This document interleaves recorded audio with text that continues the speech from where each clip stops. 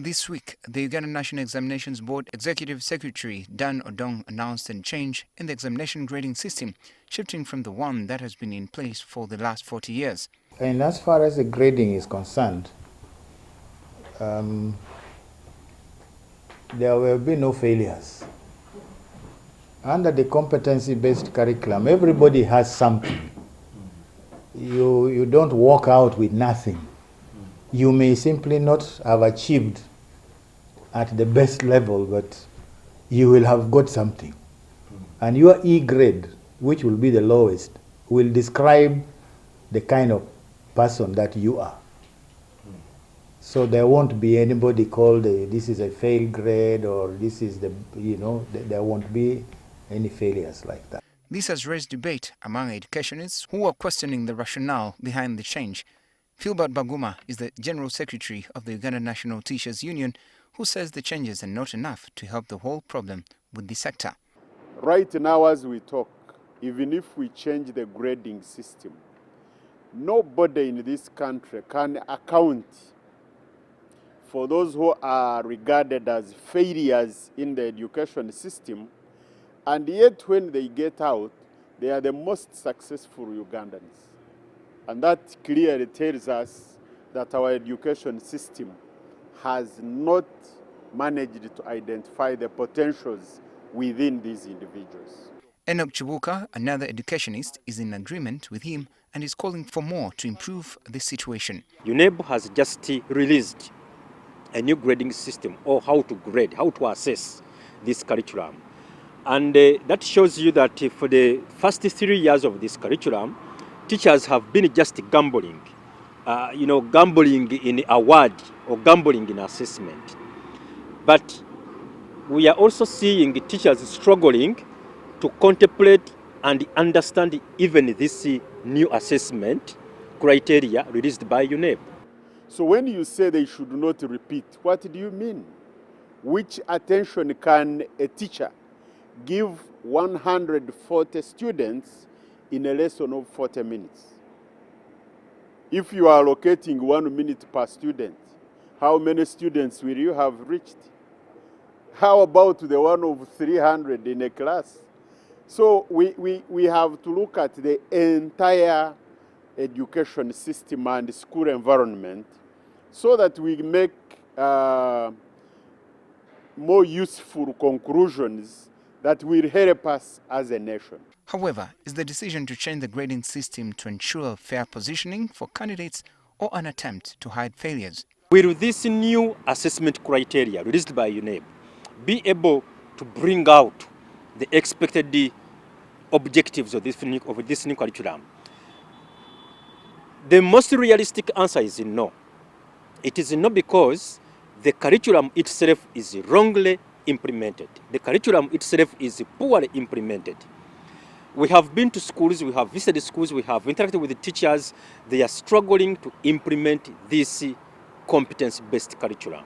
First and foremost, most schools lack the required infrastructure to implement a competence-based curriculum.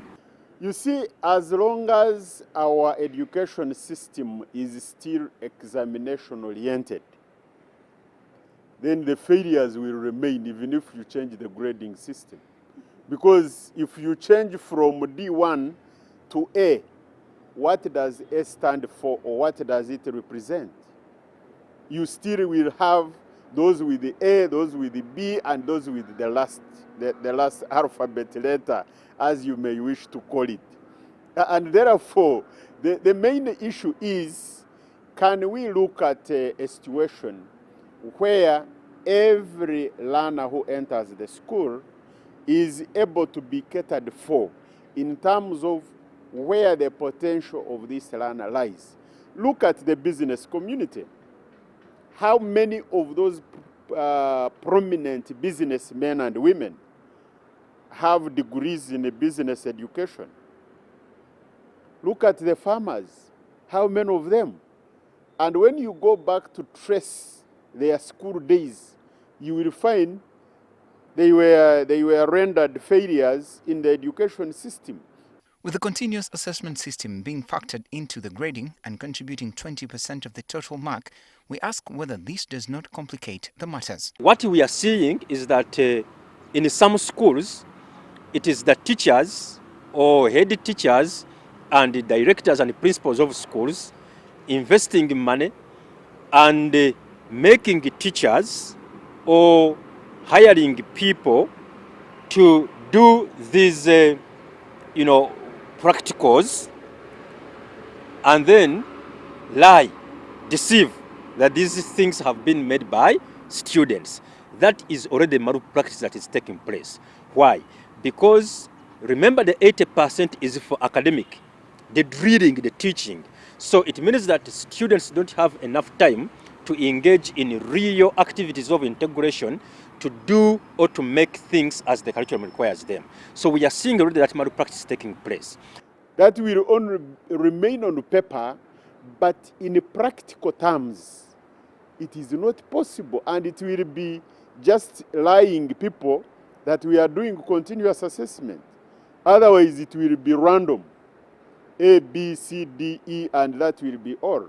And therefore, for us to reach where we want to be, we need to have an overhaul in our education system and make sure that we invest as a country.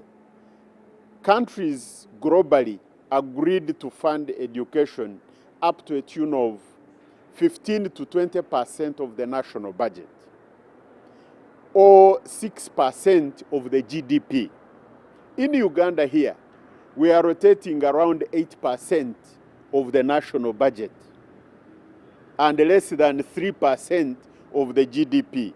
So with this gap in funding, you cannot dream that things will come from heaven like manna and then change things and have the best we want.